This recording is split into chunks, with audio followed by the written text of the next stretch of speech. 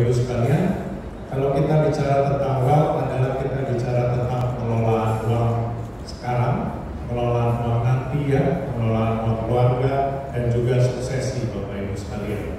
Nah, Bapak Ibu tentu saja akan ada perbedaan antara pengelolaan uang zaman dahulu, zaman sekarang, dan nanti future-nya seperti apa.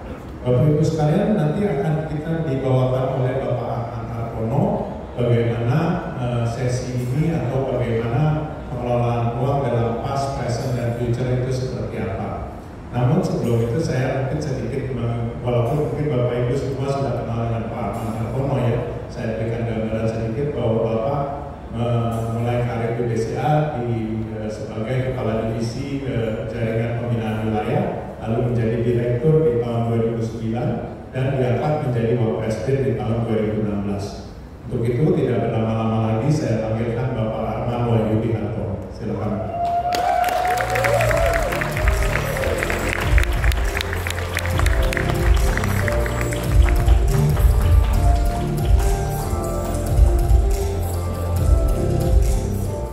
Selamat sore Pak, apa kabar?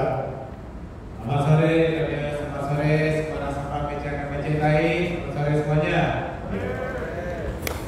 Ya, ngomong-ngomong ini Bapak Ibu sekalian, bapaknya pakai batik, saya pakai jas, jadi saya nggak enak. Ini sewa Pak di bridal sebenarnya.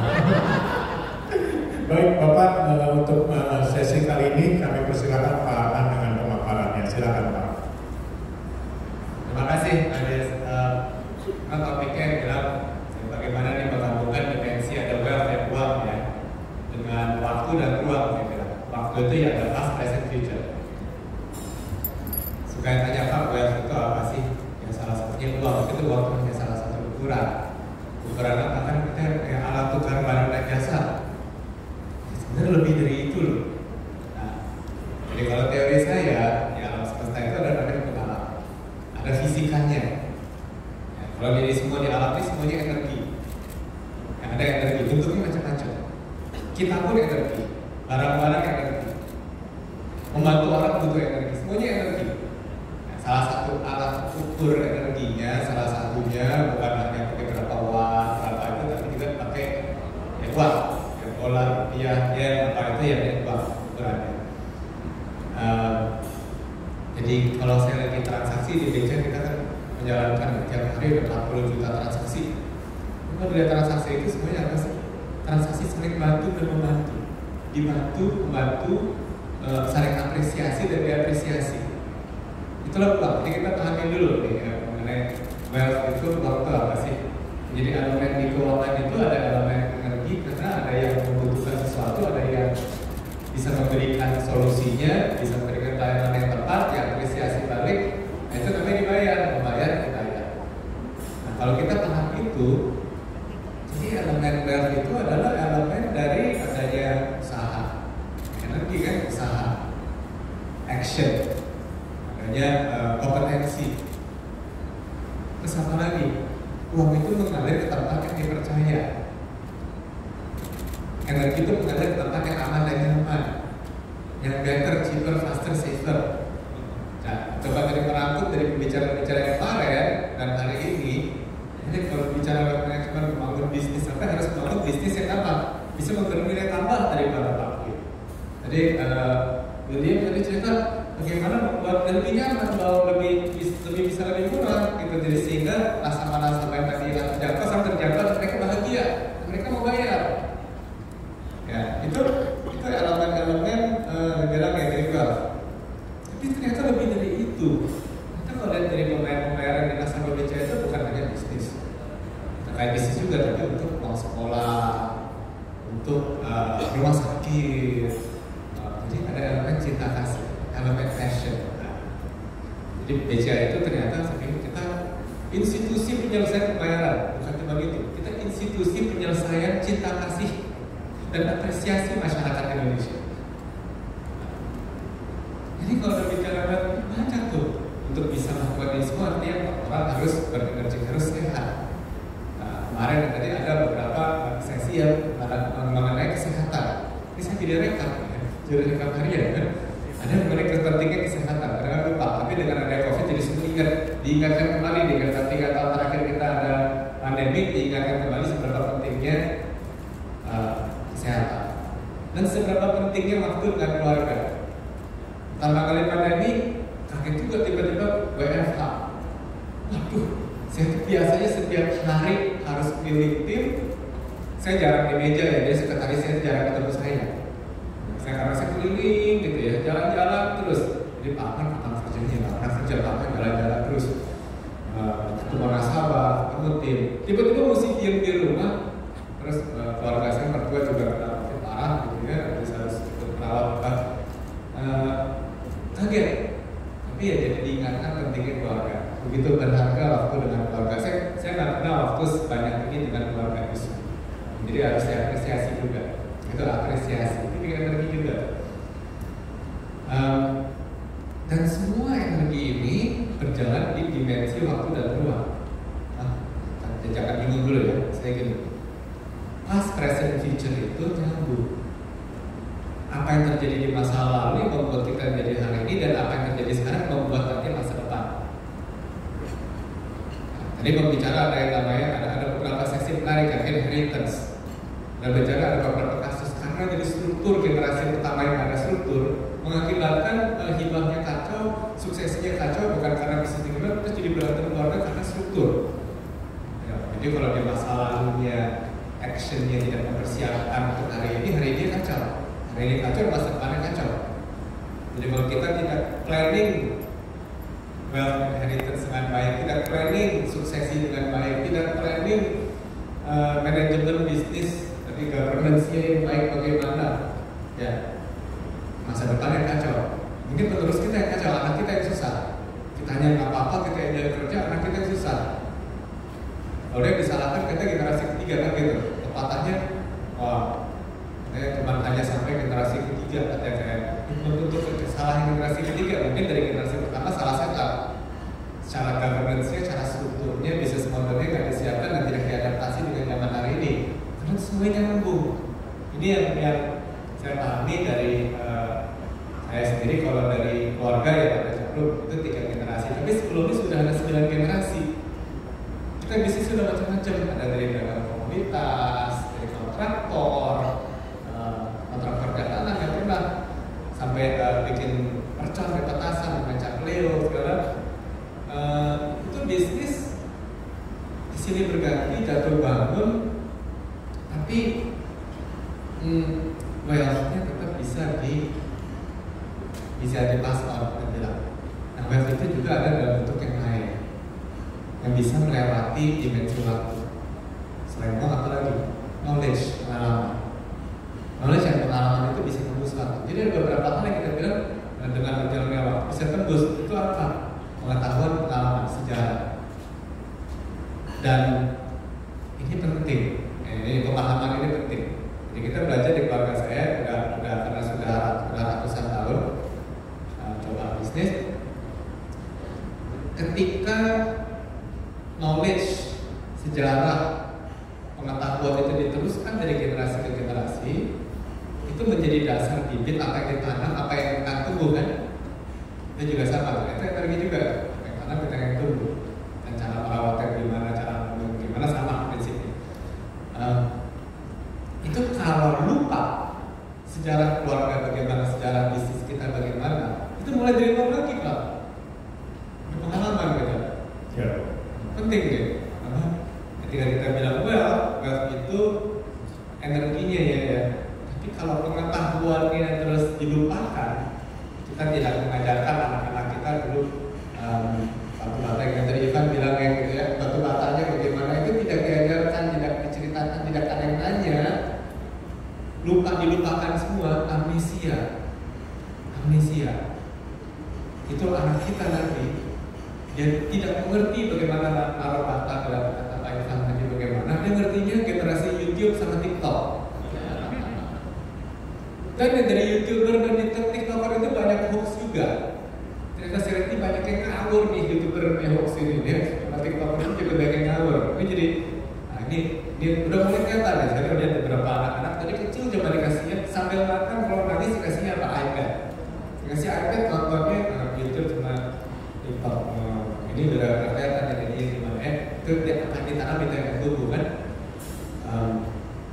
Jadi itu pentingnya, jadi nyambung lagi nih ketika kita bilang past present future, itu pentingnya pendidikan rumah, pendidikan keluarga, pendidikan di kantor, ya, manajemen budaya di kantor. Kan ada tipe tadi bilang proses, kita ada tipe proses dan teknologinya. Cuma dari kemarin juga Pak Martin cerita, ada investasi ke yang teknologi atau segala macam. Ada itu karena ada tipe proses teknologi. Dan itu kalau kita nggak ngeh, dengan mudah kita ya cuma asal ngalir ke bawah, lupa hilang. Apalagi tadi saya bilang kesehatan kan, kesehatan, keluarga, kerja, tiga-tiganya penting. Kalau kita nggak sehat, boro-boro ngurus keluarga, yang ada diurusin keluarga, dan boro-boro bisa kerja. Ini tiga-tiganya, tapi Pak kalau nggak ada kerjaan juga nggak bisa terus kerja. Memang tiga-tiganya penting. Ini juga hukum alam, jangan dilanggar. Sebab akibat, hukum sebab akibat, apa kita lakukan yang tertunggu. Ya, untuk pahami apa yang penting di hidup, kesehatan, keluarga, kerja, 3K saya bilang. Kalau manajemen kesehatan yang benar, ada energi, bisa ngurus keluarga, energi keluarga ini bisa kemudian memotivasi kita, lingkungannya itu terbentuk, bisa kerja dengan baik, dan apa yang diajarkan di keluarga, jadi family business tadi terakhir ya, itu menjadi elemen-elemen untuk bagaimana manage perusahaan dengan baik. Ya, saya banyak punya nasabah BCA ini yang baik-baik, manajemen perusahaan yang baik. Kalau kenal mampir ke rumahnya, lalu sebentarnya udah tahu ini keluarganya juga keluarga yang kantor. Karena begitu sampai kantor juga sama, orang-orang di kantor cinta dengan mereka, cinta pekerjaannya, karena elemen kekeluargaannya pun masuk di perusahaan itu. Itu membuat saya cinta dengan BCA juga. Ya, saya juga cinta di BCA, jatuh cinta di BCA juga, di Jarum Media segala macam. Karena lingkungannya, nah ini waktu dan ruang itu pun juga nyambung. Karena orang lupa itu ruang itu sebab terkoneksi. Bisnis itu terkoneksi dengan ekosistem. Bahwa kita ini tidak sendirian, kita ini dikelilingi oleh keluarga, teman-teman, dan teman kerja. Itu yang membuat kita menjadi hari ini di masa lalu, sekarang dan masa depan. Sudah ada komponennya, ada komponen dari energi, komponen waktu dan ruang. Ruang itu juga termasuk dengan dimensi dengan apa siapa di sekeliling kita. Kok bisa sampai hari ini jawaban saya sama keluarga dan teman-teman yang saya. Karena saya bejo, beruntung dilahirkan di keluarga yang baik, yang punya orang tua, papa, mama, paman, tante, kakak-kakak, saudara, sepupu yang baik-baik, komunikasi yang baik, dari kecil main bareng, senang-senang, beli-belian lah, apalah gitu ya, kerja bareng, akhirnya dan di tempat kerjanya pun juga dari dulu saya bekerja di luar negeri, kemudian Jarum, BCA, dikelilingi oleh lingkungan yang sportif. Nah, ini elemen-elemen, ada elemen energi tadi. Energi harus sehat, harus punya mindset sehat, habit yang sehat, habit yang benar, yang membuat energi itu datang kalau Anda percaya. Artinya kita bisa memberi makna, kita bisa menciptakan dari Anda, bisa membantu orang lain hidup jadi nggak repot. Kita mau repot membantu menyelesaikan kerepotan orang lain, okay? Itu konsep bisnis kan? Bisnis apa sih? Berusaha, tempat orang berusaha, ngapain? Berusaha membuat orang lain nggak repot, kita aja nggak repot. Kalau kita yang repot, kita yang dibayar. Itu bisnis konsep begitu sebenarnya. Kemudian saya sambungkan lagi dengan kalau udah dapat nih Pak, tadi Bapak bilang udah bisa kerja, dikelilingi, disupport sistem yang baik, terkoneksi, terus diingatkan tuh ya sejarahnya, diingatkan dari dulu sampai sekarang ke depan. Udah dapat nih wealth-nya Pak, dapat uangnya, dapat ilmunya. Terus bagaimana diteruskan dari generasi ke generasi, dari past, present, dan future?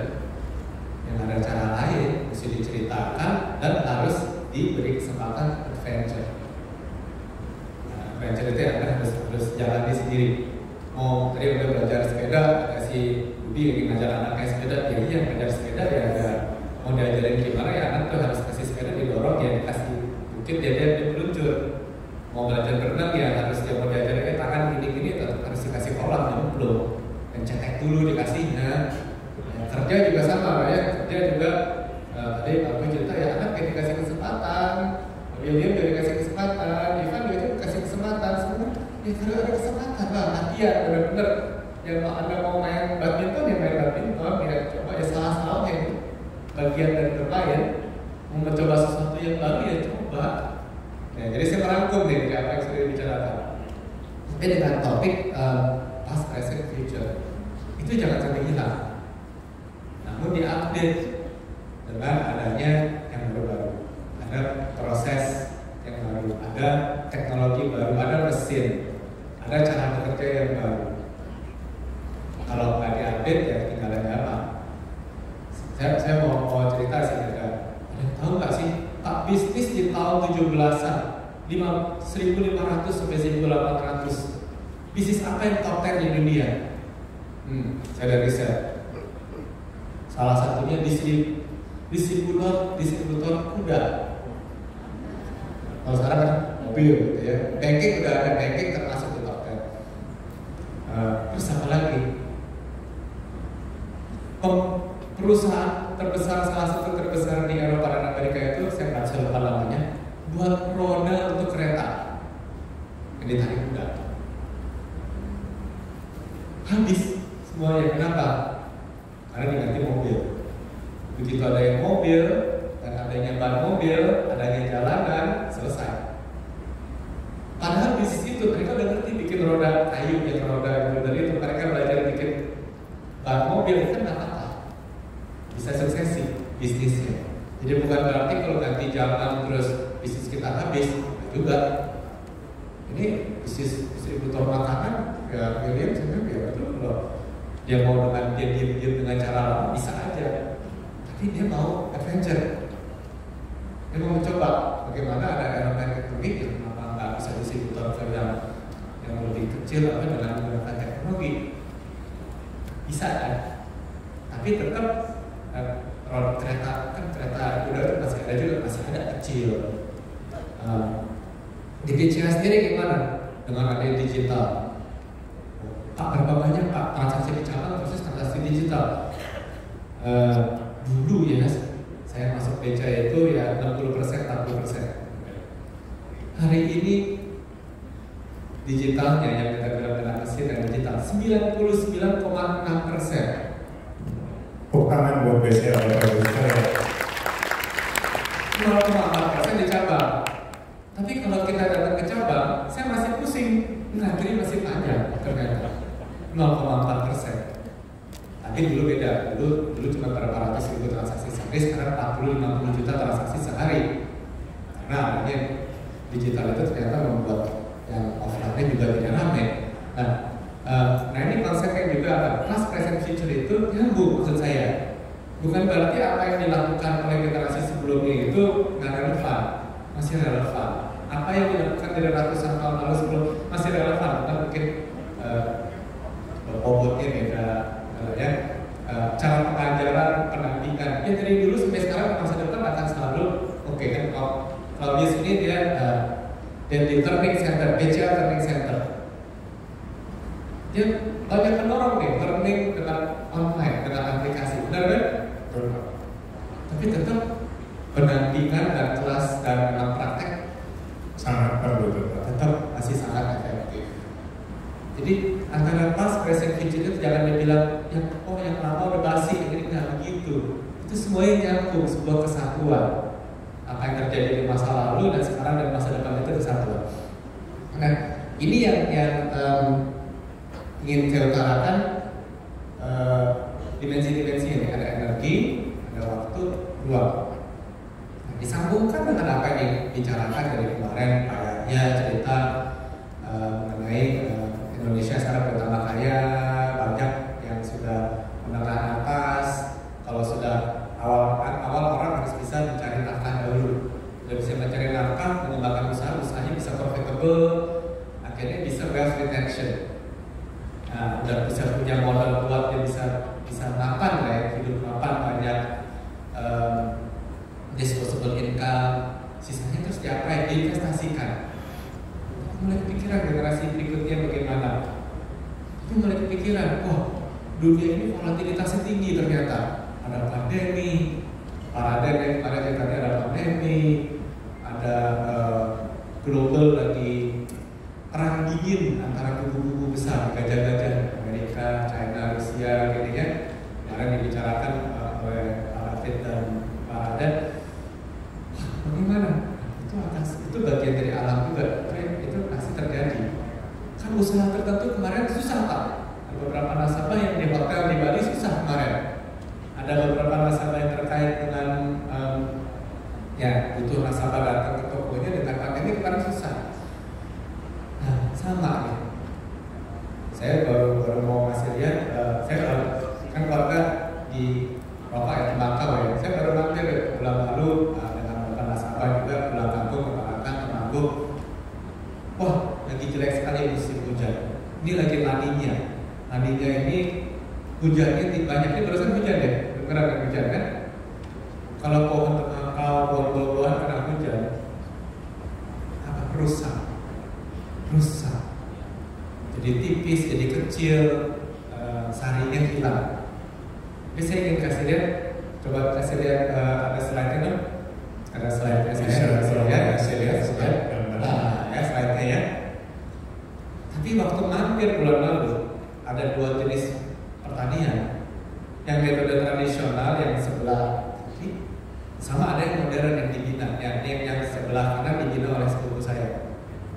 Sama-sama di lokasi yang berdekatan, tanah yang mirip-mirip, lokasinya mirip, sama kok bulan lalu kok ya, Juli kok, 2 bulan lalu lah, Juli 1,5 bulan lalu.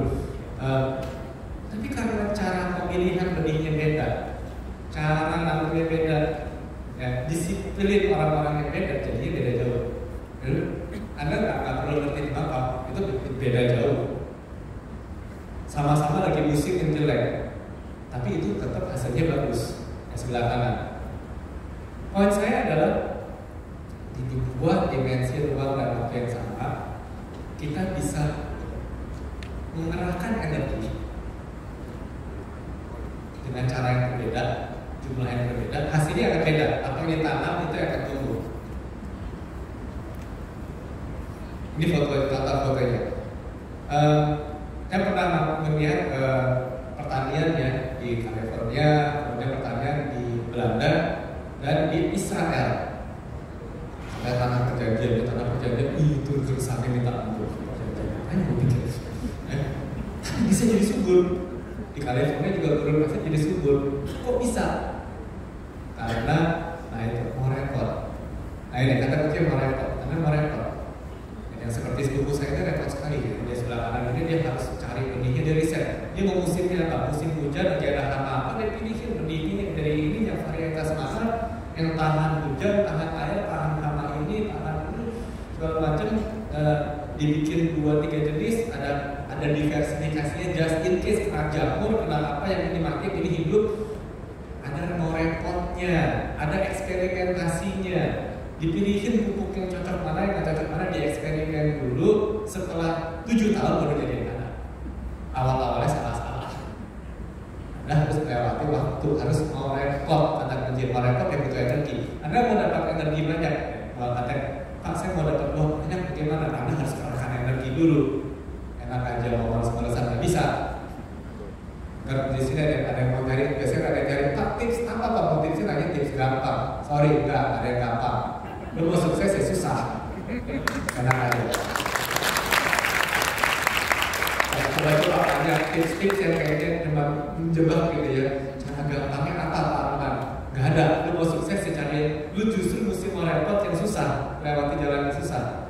Jadi kok yang kanan bisa bagus karena dia melewati jalur yang susah. Ya, wahai saudara-saudara, kembalilah ke jalan yang benar. Enak aja. Soalnya secara di sini sudah ada nanya begitu. Gimana supaya gampang? Mau gampang lo harus susah dulu, ya. Oke, saya cukup ya tadi ya. Terus melakukan itu saya mau menggambarkan kehidupan seperti apa, menggabungkan dengan manajemen keluarga, bisnis seperti apa. Volatil sekali Pak. cuaca sekarang ekstrim, tahun ini La Niña, tahun depan El Niño, tahun depan kering sekali, Bas. Siap-siap ya yang ada pertanian ya. Kalau tahun ini La Niña basah, biasanya tahun depan El Niño. Itu air-air di Samudra Pasifik Atlantiknya goyang ini, dan ini membuat titik uapnya pindah, titik hujannya di mana pindah. Sekarang lagi banyak hujan di sini, ntar tahun depan akan pindah ke Pasifik. Yang di Pulau Pasifik banyak hujan, di sini kering. Nah, loh, kalau tahun depan kering, negara ini siap nggak beras ya? Nah, loh, karena kalau kering, yang terpengaruh beras biasanya. Ya, tapi buah-buahan enak. Jadi kalau mau buah durian enak, tahun depan guys. Nah itu, buat saya adalah musim. Saya bicara musim. Ya. Apa yang terjadi di masa lalu akan terjadi lagi di sekarang, di masa depan. Seperti El Niño lagi sudah terjadi. Kapan La Niña dan El Niño ekstrim? 96, 97. Terus 98-nya apa? Krisis. Terus kapan? 2005, 2007. Terus kapan? 2008-nya apa? Krisis. 63, 65. Terus 65-nya apa? Tahun 72 juga ada bank krisis sama komoditas. Ya dari dulu ya begitu. Jadi suka ada yang ngomong, Pak, nih harga komoditas ekstrim atau krisis. Ya kalau belajar sejarah dari dulu juga yang udah kejadian. Namanya adanya perubahan musim mempengaruhi segala macam. Geopolitik juga jadi perang dingin dulu Rusia Amerika, sekarang Amerika dengan Rusia dan Tiongkok ya. Yang dibicarakan Paraden kemarin itu yang akan terjadi. Jadi apa yang terjadi di masa lalu ya sekarang lagi terjadi, di masa depan akan kejadian lagi. Ya lu siap-siap. Nah, kalau Anda siap-siap, Anda harus mau repot antisipasi dan siap-siap sehingga ketika terjadi ya Anda relatif survive. Seperti yang tadi tentang tembakau yang tadi yang tradisional yang caranya sama terus tiap tahun dia adaptasi ya jadinya jelek. Harganya murah jadinya. Tapi yang siap jadinya bagus, harganya lebih bagus, pabrik mau beli lebih mahal. Ya malah justru kesempatan pabrik lebih kekurangan lahan yang memang bisa nanam bagus malah jadi dapat opportunity. Ya aku uang sekarang makan opor terus, opportunity, opor masih opor maksudnya. Jadi bagi kita di BCA waktu kemarin pandemi kita kaget, wah pusing juga nih bagaimana loan at risk-nya gitu ya. Tapi karena kita sudah siap di sisi digital transaction-nya malah justru meningkat digital transaction-nya. Ya, transaksi kita justru meningkat eksponensial. Nah, bagi bisnis-bisnis yang sudah siap dengan online ketika pandemi terjadi, nggak apa-apa. Itulah yang harus disiapkan dan diajarkan dari dulu ke sekarang ke masa depan ke anak-anak kita, ke usaha kita. Di perusahaan kita disiapkan mindset untuk ready for anything. Sehingga apapun yang terjadi, wealth generation-nya ada. Tapi kan habis ini wealth-nya harus diinvestasikan, Pak. Investasi kan dari kemarin bicara, wah harus bisa ada volatilitas saham, kripto, Pak, kemarin jeblok, bagaimana sekarang gimana? Nah itulah Anda harus you do your homework. You do your homework. Mau investasi benar, ya ada PR-nya. Anda harus pelajari. Meskipun hari ini 2 hari terakhir sudah di-sharing banyak oleh para pakar-pakar. Ada Pak Michael Coadi kemarin, ya dia pakar investment atas segala macam. Dia sudah kerjakan PR dia dan dia sudah sharing. Tapi jangan cukup, kita sendiri yang juga harus kerjakan PR kita. Kita juga harus, kita sebagai investornya, jangan hanya cuma kita harus pelajari setiap kelas asetnya ini, apakah itu saham, obligasi, mau komoditas, mau diversifikasi bisnis. Kemarin ada venture, Pak Martin mau venture bisnis apa? Dia kerjakan PR-nya. Pak Ivan juga nih ada startup. We have to do your homework. Anda harus pelajari PR-nya. Dan memang lagi belajar dan berani invest, kadang-kadang bisa salah juga. Itu bagian dari mau sekolah juga. Itulah kenapa pentingnya diversifikasi. Kemarin berbicara kemarin ada kalau saya katakan pentingnya diversifikasi di usaha kita sendiri juga, jenis nasabah yang diversifikasi, jenis produk diversifikasi, jenis supply chain, jenis teknologinya. Kalau yang ini mati, yang ini nyala, misalnya di BCA kan begitu, kita ada beberapa sistem kita pastikan harus always on. Kalau yang ini kenapa-napa ada yang ini, itu harus siapkan. Mesin juga disiapkan kalau ada kenapa-napa Investasi juga begitu. Kalau nggak ada apa-apa dengan dunia di sini, ini mungkin sakit, ini nggak apa-apa. Pertanian juga begitu. Di sebuah berapa hektar dia pasang, berapa hektar varietas A, berapa hektar varietas B. Kalau kena penyakit apa, ini nggak apa-apa. Itu harus disiapkan mindset ini. Dan itu harus ditanam dari kecil. Dari kecil. Bagi yang usaha bisnis, pemahaman bahwa dunia ini volatile dan kita sudah harus siapkan untuk ready for anything. Anak-anak kita disajarkan dari kecil kalau itu lah. Nah itu yang kemarin ada yang tanya saya, tapi didik anak bagaimana? Didik anak kita berikan nilai-nilai dasar yang bagus, nilai-nilai keluarga yang bagus, tapi sampai suatu saat dia harus kita lepas untuk berpetualang, untuk adventure. Karena kalau dia tidak berpetualang di rumah kita terus, secara jasmani dia sehat, secara rohani dia lemah. Perusahaan juga sama. Kalau ada kita terus, kita sebagai pemimpin yang luar biasa hebat, kita yang mengontrol semuanya terlalu ketat, semuanya terlalu bergantung dengan kita, masa depannya bagaimana dengan past, present, future kan? Masa depannya kalau nggak ada kita, mereka nanti karena terlalu bergantung, mereka nggak pernah mencoba apa sendiri. Ini saya nggak bilang perusahaan keluarga atau kayak mau profesional mau apa, kita Pak di sini juga bagian bagian center, jadi dia harus mendidik untuk tim BC itu tidak manja. Kita anti manja, ya, dimanja istri, dulu, istri sendiri, ya. Sesuai jelas, harus sama ya. Nilai-nilai ini harus di benar-benar ditanam dari baik itu dari rumah, di kantor, ya. Dan prinsip-prinsip hidupnya juga harus dimengerti. Makanya dari hukum alam. Jadi saya bilang past, present, future dia bicara hukum alam. Sebab akibat hukum keseimbangan, dia berbicara keseimbangan.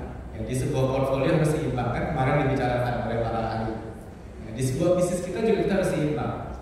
Kita di satu saat harus bisa konservatif kan bisa agresif juga. Nah, iyalah, coba main sepak bola. Masa defensif doang nggak bisa nyerang kan harus dua-duanya. Nah itu pemahaman keseimbangan harus ada. Karena kehidupan ini seperti kalau kita di tengah hutan, kemungkinannya sangat besar. Tapi kalau sudah ada jalurnya ya, mendingan di jalurnya. Jadi kalau kita kerja, kita hidup itu keluar dari jalur, percaya saya Anda akan hidup sulit sekali. Hidup Anda akan sulit sekali. Anda nggak investasi, nggak melakukan investment analysis, nggak bikin bandingan, nggak mencoba, nggak apa segala macam, Anda akan sulit sekali. Anda mau membuat investasi portfolio, tapi you don't do your homework, Anda malas, Anda nggak mau repot, nggak apa-apa, nah nanti akan repot.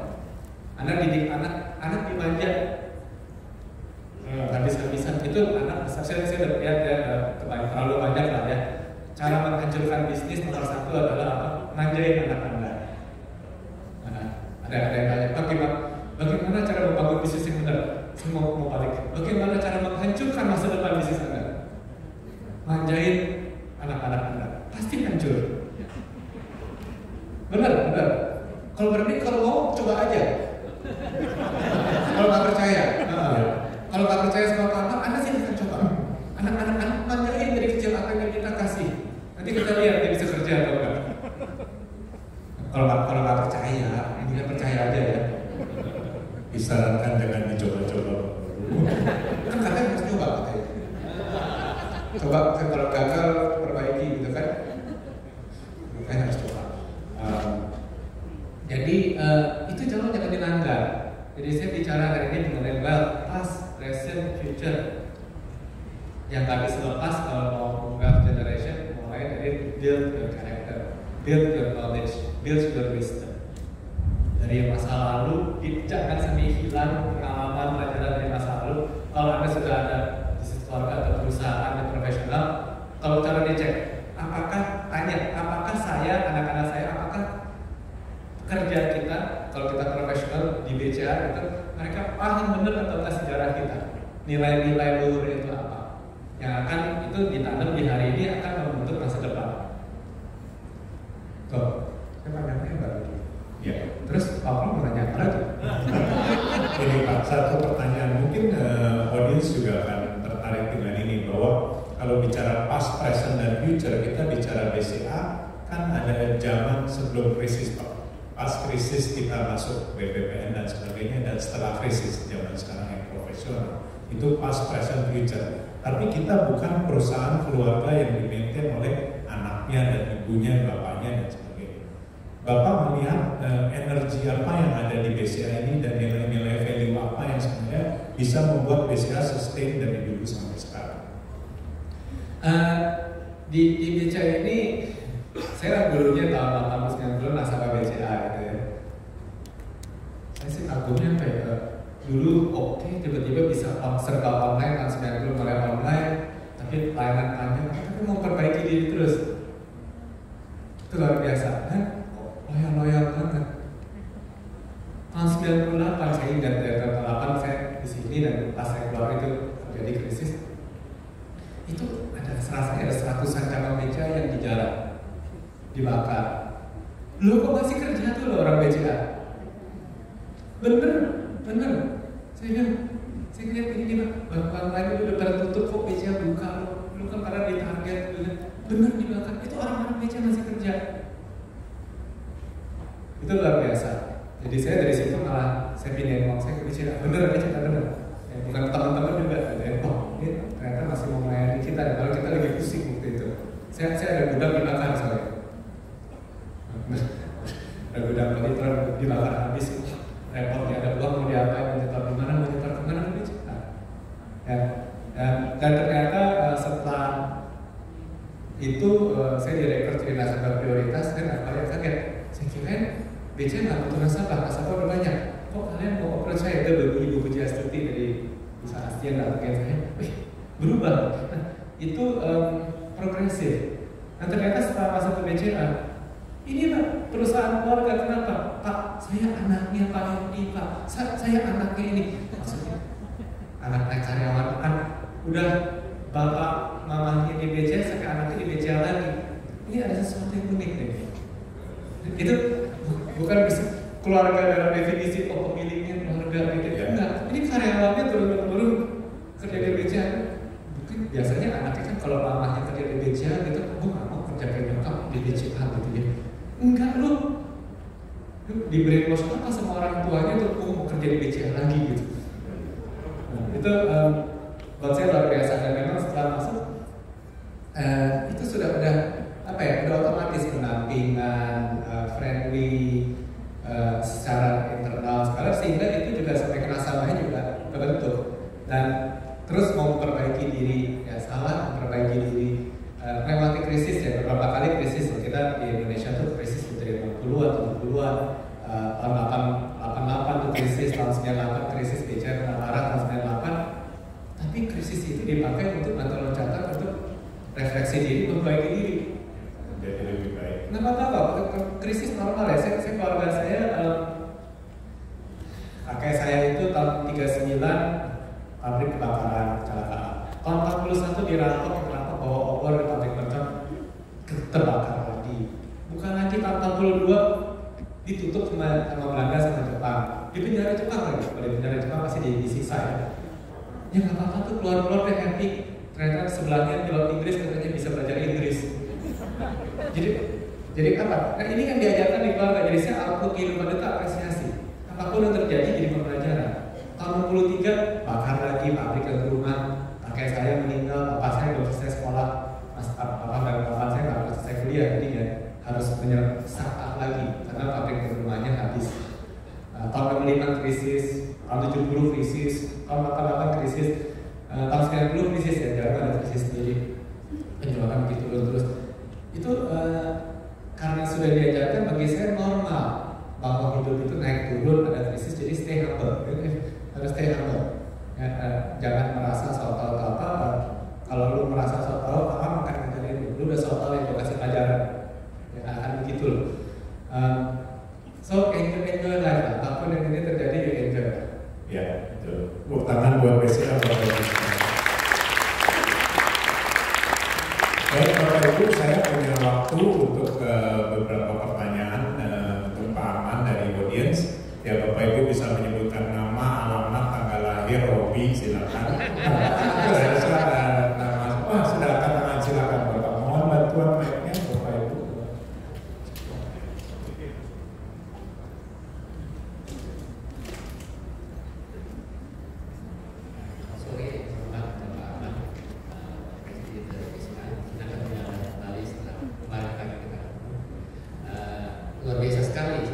rahasia yang disampaikan dengan jelas dan yang mudah dicerna dan luar biasa. Saya tidak menyangka Anda punya pengalaman yang dan nasihat yang baik sekali untuk filosofi itu. Mungkin yang terakhir dan saya ingin tanya dari cerita mengalami seperti kualitas dalam hidup dari bisnis komoditi jarum, komoditi dan juga situasi geopolitik sekarang. Menurut Pak Ahmad, seandainya Bapak tahu di ke depan itu ada ketidakpastian dan terjadi sesuatu yang tidak terduga, risiko atau macam pun bencana, bagaimana menghandle baik keuangan maupun alam selama bisnis komoditi dan bakau, bagaimana meminimasi dan ya ini tadi mau bilang mensyukuri, itu yang terpenting.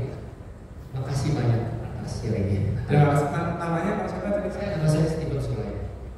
Stephen ya. Ya. Maaf tadi rada kebal di. Sekali lagi nama saya Arman ya. AR emang ending asal rajin menabung Anda nambah duit, itu singkatan nama saya.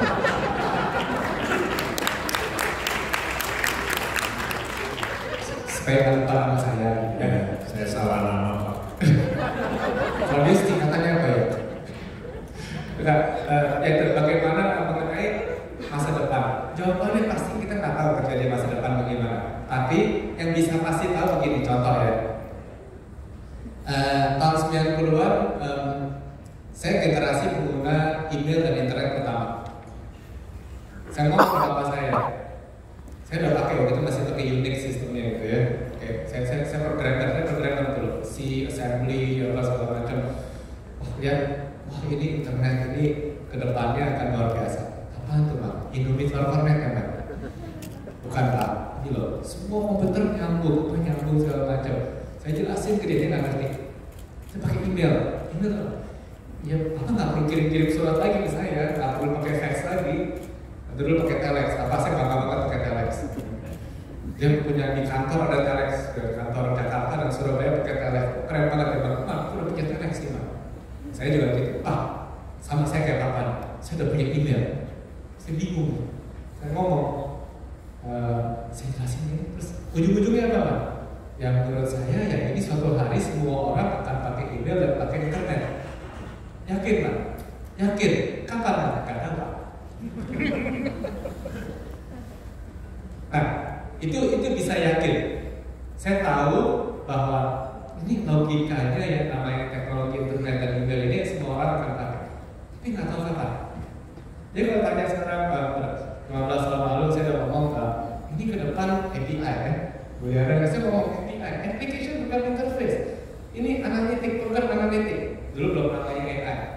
Ya kalau bilang AI akan ngerti AI saya tahu. AI apa tuh ya, cara yang saya beli buah di Marakarak ya segala macamnya. Itu AI nggak ada ngerti. Tapi saya ini suatu hari ke depan semua akan pakai API, semua akan terlalu nyambung dan pasti harus butuh ini ya, artificial intelligence, machine learning, apa itu namanya analitik saya bilang. Tapi kapan nggak tahu Pak Steven. Ini ke depan misalnya teknologi blockchain ini akan berkembang menjadi akan lebih demokratis dari mana. Sama kayak cloud. Waktu 15 tahun ini cloud suatu hari semua orang akan pakai cloud. Hampir semua orang, katanya kisaran terkecilnya seberapa. Itu yakin tahu. Tapi nggak tahu bagaimana dan apa. Dia tanya, Pak, pasar dunia saham akan crash atau enggak suatu hari? Jawabannya pasti, udah kejadian nggak dulu? Ya, 70, 88, 98, 2008, udah kejadian, pasti akan kejadian. Di mana akan ada gejolak saham, akan ada gejolak currency, ada gejolak suku bunga, ada inflasi. Yang inflasi ini saya udah pernah ikut di Bali, saya udah pernah ngomong loh berapa 5 atau 7 tahun lalu. Ini inflasi di suatu hari naik lagi loh, masih lagi rendah. Namun inflasi bisa naik lagi loh. Kapan? Gak tahu. Jadi jawaban yang nggak tahu ini begitu dulu Pak Steven.